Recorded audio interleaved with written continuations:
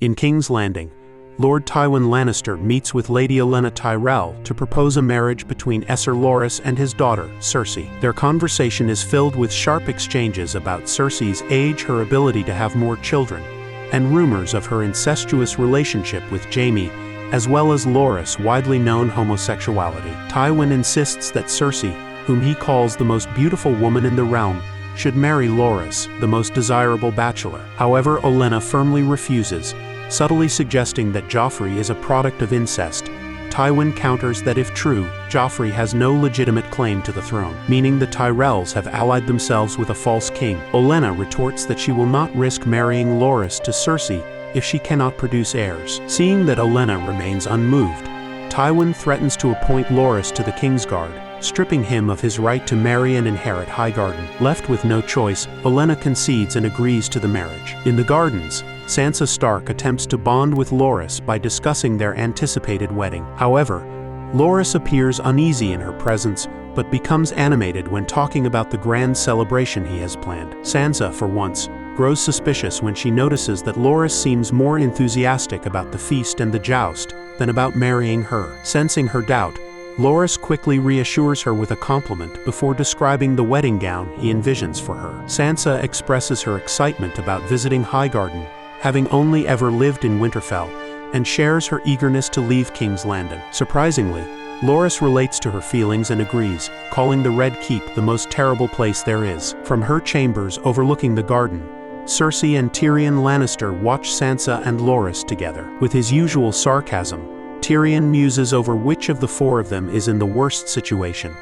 He then directly accuses Cersei of attempting to have him killed during the Battle of the Blackwater. Weary of their constant clashes, Cersei remains silent as Tyrion pieces together the truth. He notes that only two people have the power to command the Kingsguard, and realizes that while Cersei had the authority, she wouldn't have been reckless enough to order Esser Mandon Moore to kill him so publicly. Instead, he concludes that it was Joffrey who gave the order, resentful of Tyrion for defying him. Cersei dismisses his concerns, assuring him that Joffrey wouldn't dare try something like that again now that Tywin is Hand of the King. Their conversation shifts to Jaime's uncertain whereabouts, with Cersei wondering where he might be. She then asks Tyrion which of them should be the one to break the news to Sansa. Tyrion decides it is best to crush Sansa's hopes sooner rather than later. He visits her chamber and requests a private conversation, but Sansa refuses to dismiss Shae. Acknowledging this, Tyrion subtly apologizes to Shae in a coded message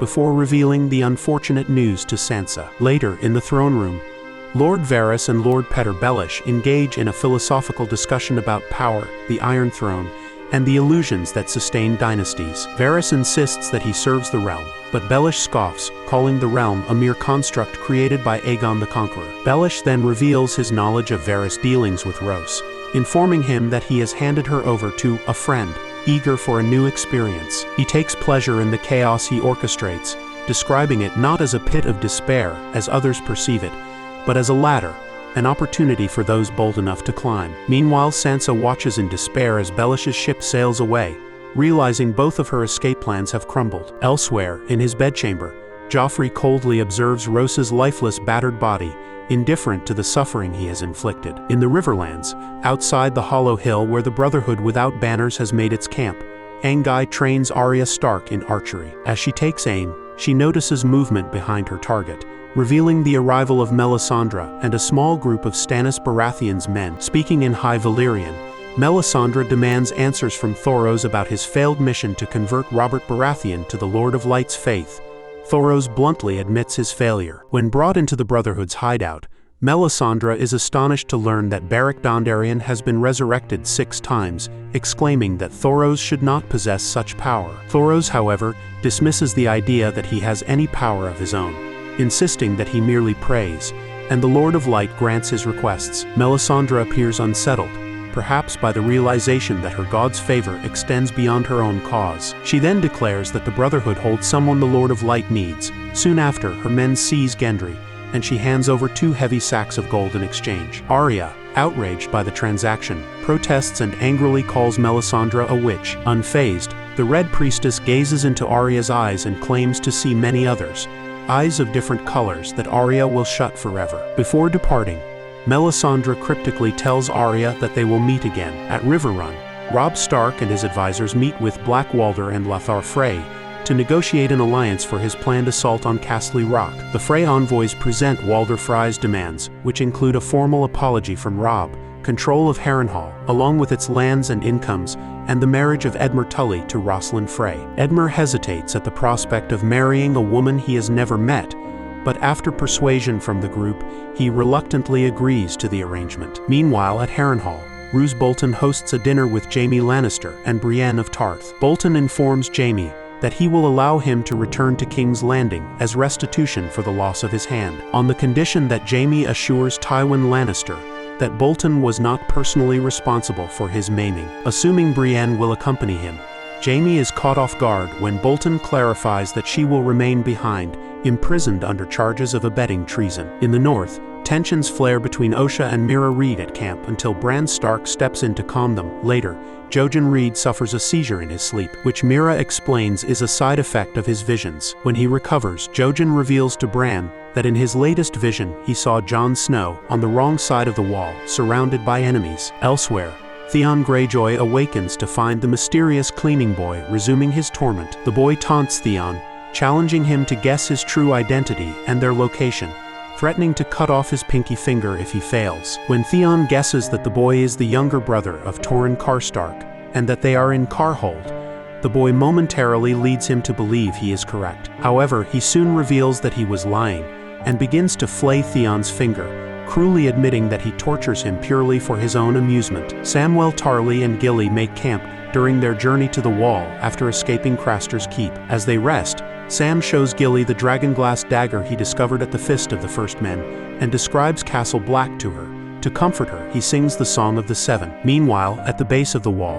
Tormund and his wildling party prepare for the dangerous climb. Jon Snow and Ygritte share a private moment, discussing both the upcoming ascent and their relationship. Ygritte reveals that she knows Jon is still loyal to the Night's Watch, but urges him to put their bond above all else. During the climb, Ygritte inadvertently strikes the wall too hard, triggering a massive crack that sends a sheet of ice crashing down, killing several wildlings. She and Jon are left dangling by their safety rope, as Orell, believing they are a liability, begins cutting the line to save himself and Tormund. Realizing the danger, Jon manages to swing to the side and anchor his ice pick just in time, saving both himself and Ygritte. When they finally reach the top, Ygritte is left in awe at the breathtaking view stretching both north and south of the wall. Overcome with emotion and triumph, she and Jon share a passionate kiss, standing together atop the world. After her granddaughter's engagement to Joffrey, Olenna moves to King's Landing to strengthen the Tyrell's position. She brings along a group of Tyrell maidens and servants, whom she finds dull and annoying,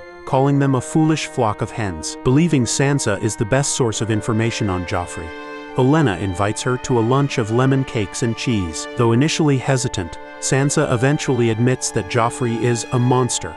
Olenna is disappointed but not surprised. A few days later, Olenna is with some granddaughters when one shows her an embroidery of House Tyrell's sigil and motto, asking if she likes it. Olenna criticizes the dullness of the sigil and suggests the girl choose something stronger, like House Stark's direwolf or House Greyjoy's kraken. Her attention shifts to Varys, whom she addresses as the Spider, dismissing her relatives to speak with him privately. Olenna throws a few sharp remarks at Varys, one of the few who can hold her own against his silver tongue, before demanding his reasons for seeking her. They discuss Sansa and Littlefinger's interest in her, with Varys warning her of Littlefinger's danger. Olenna agrees that Sansa must be kept away from him, and dismisses Varys when he begins to offer a solution, deeming it obvious. Later, Tyrion meets Olenna to discuss the royal wedding.